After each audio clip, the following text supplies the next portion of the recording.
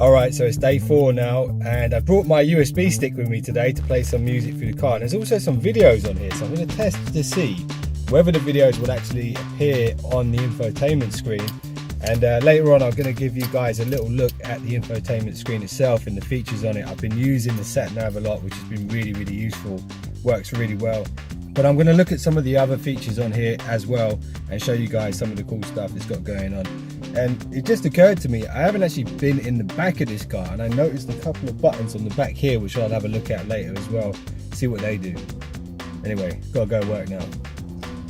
Alright, so one problem that I'm having with this car right now is fingerprints.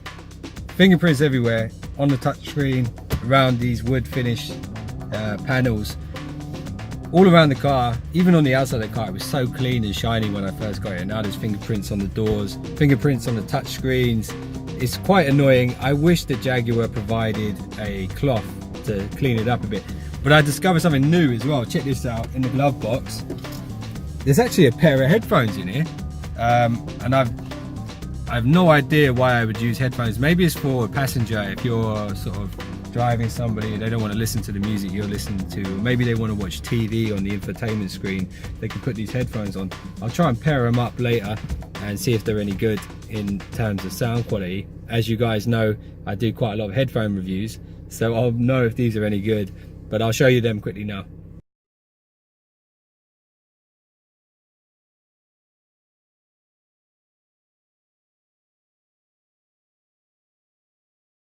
Okay, so now I'm in a car park at a supermarket and I'm going to try the parking assist reversing into a bay. Let's see how well it does it. Right, I'm going to drive up here, find a space. I can see one. I'll go round actually, let's go round.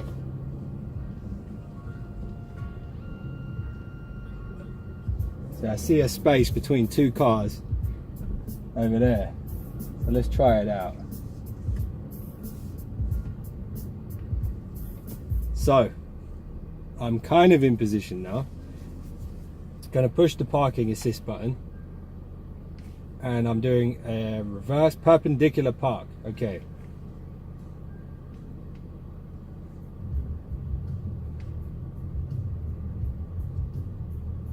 So it's searching. So I guess you push it first. And then you kind of drive down until you find the space. Or until it finds the space. Space found, stop and release the wheel. Put it into reverse. Okay, and this should do everything for me. Reverse with care is telling me. There we go, steering wheel's going. So all I'm doing right now is controlling the accelerator. A little bit scary this. Telling me to stop, put it back in drive. Does all the steering for me. Whoop, whoop. There we go, put it back in reverse. And it should line this up perfectly. Hopefully it leaves enough room so the car next to me doesn't have to open its door into my door.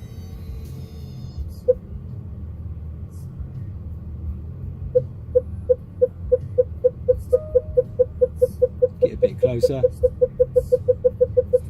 Success, worked really well. Put it into park. There we go, the car parked for me. Really good. The only way that could be better is if it did all of the gas and acceleration for me, but apart from that, worked perfectly between the lines. Really happy, good stuff. Alright, so this is going to be my third attempt at actually trying to show you guys the infotainment screen here. So let's start this car up.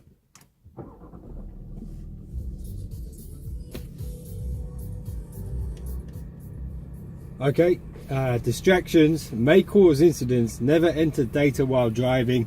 A little notification there for you guys. But anyway, this is the home screen. So on the home screen, you've got the music that's playing right now.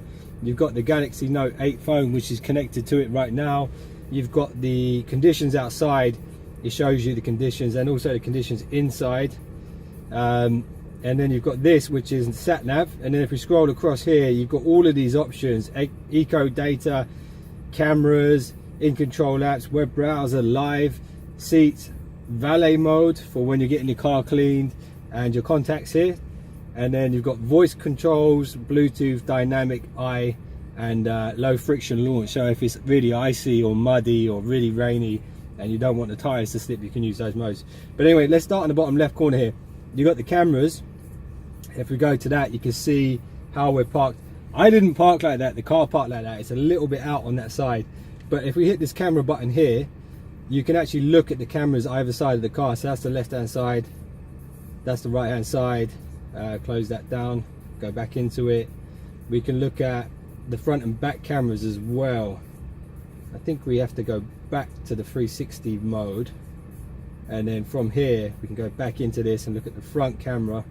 There we go, that's the front camera view there, and the rear camera view there as well. It's actually done a bit of a split screen so we can see front and back together there. Really cool. You can access those cameras.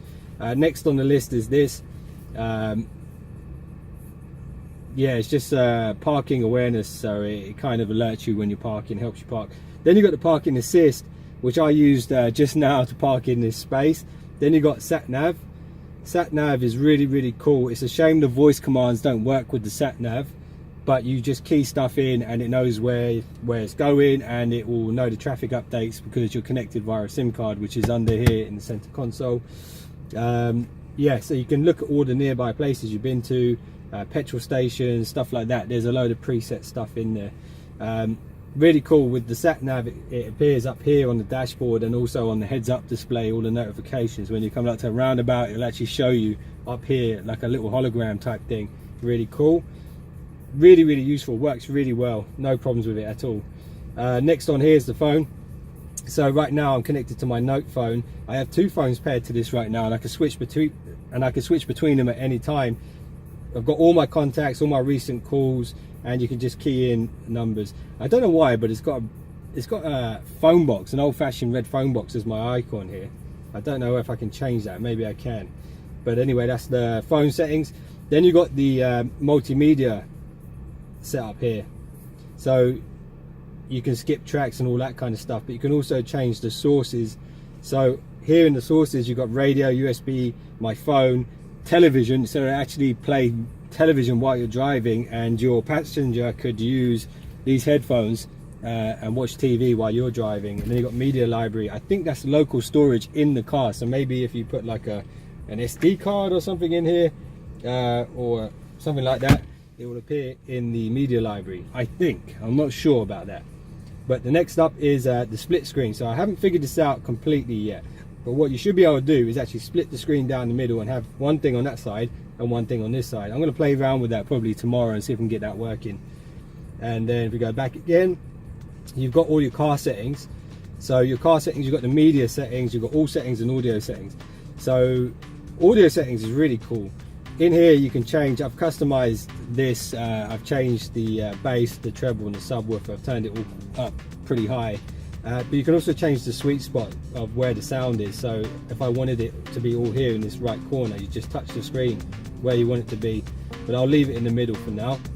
Let's go back again to the settings. You've got other settings in here, like all settings. Brings up other stuff, general features, languages if you need to change the language on the car, and of course the home button, which brings you back to this home screen. That is the infotainment screen. There's loads of really cool stuff in there, and I just touched on it really quickly for you guys because I've been promising that I'm going to do it, and I've tried to do it 3 times today, and every time that I've tried to do it, someone's like wants to get past or something like that, and I've had to abandon it and do it again. So I finally got to do it. Hope you guys like the look of this. This is the 10-inch one. This is an optional upgrade. I'm not sure how much they charge. I'll find out for the full review. But yeah, I'm really happy with it. Really easy to use. Nice looking. At night it kind of looks 3D. It's super cool. I like this. Very good.